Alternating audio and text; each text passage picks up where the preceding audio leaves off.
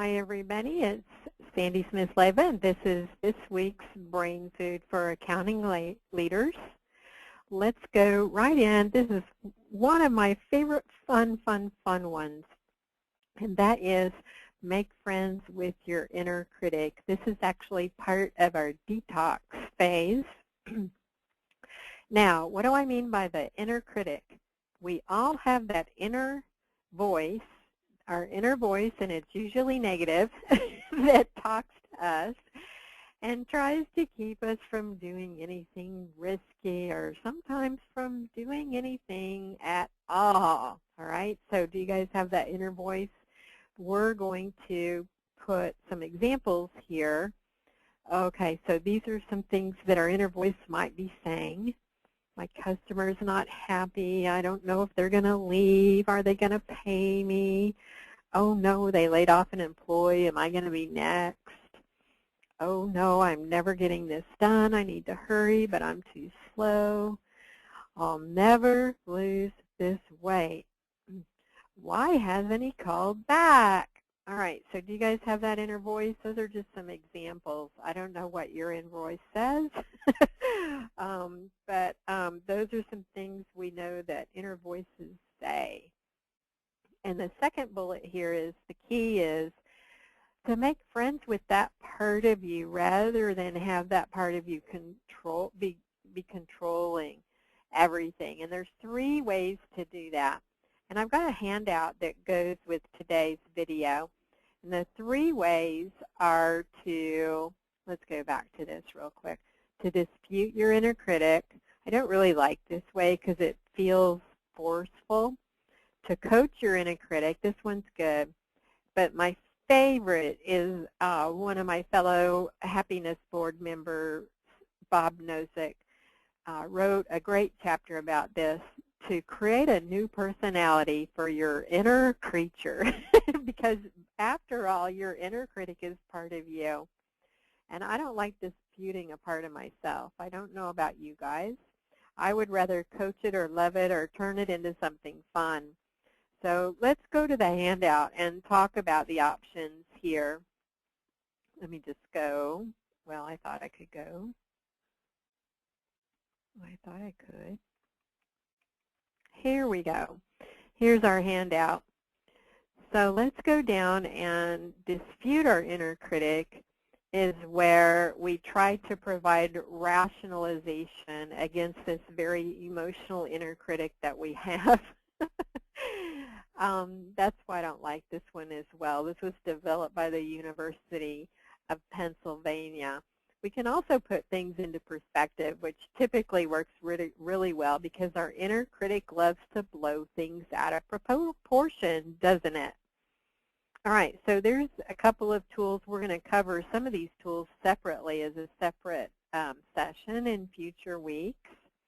But basically what we're going to do is write down our negative thoughts, and then we're going to read them out loud, and then we're going to argue against it. And we're just going to say, hey, inner critic, I think you're a little exaggerated here. So that's kind of what they say, and as you can get faster and better at it, then you actually kind of off those negative thoughts, and they don't fully develop, and they don't take up a lot of time, and they don't move into rumination, where they're going over and over again. Have you ever been really nervous, neurotic about something that happened, and you just can't get it out of your mind? So that's ruminating. So that's disputing, and I think it's not quite as great as the other ones. That's why we've got 3 choices for you this week. And coaching your inner voice basically is a style that we can learn. So it's right here, a style that we can learn. And it includes phrases like communicating back to our inner critic as if they were like a little mini person inside of us, and saying, oh, I see how you feel. Let me help you with that. Oh, you know what? You look scared. I bet you're thinking that because you feel scared. You know what? You did okay on the other clients and making them happy. Maybe there's a good reason for the client behaving the way they did and making us feel icky, you know. So and then, kind of like moving into like, okay, let's talk with our inner critic like they're a friend and be very empathetic with our inner critic. So that's another way. And then in this handout, I've also got some possible solutions for this coaching method so that you can kind of go through, and if there's one that's really common for you, you can maybe see how you can coach your way out of it through these examples. All right? And then the last part is the most fun, and that is to just create a new personality for your inner creature so that you can kind of tease it and joke with it. So when your inner critic expresses itself negatively, then you might respond back to it saying, wow, you're joking, aren't you? Boy, you're just full of it, aren't you? So what you're doing is you're turning your inner critic into this playful creature, which is part of you that may be just a little misguided, a little fear-based, a little trying to keep you safe and small, a little kind of designed for caveman days, but now things have changed and it's okay.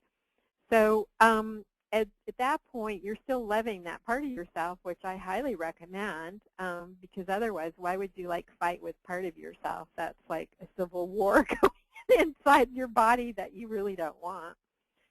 So try these 3 ways, and of course, you see what my favorite is, and see what works for you, because everybody's going to be a little bit different. All right, so say hi to your inner critic for me.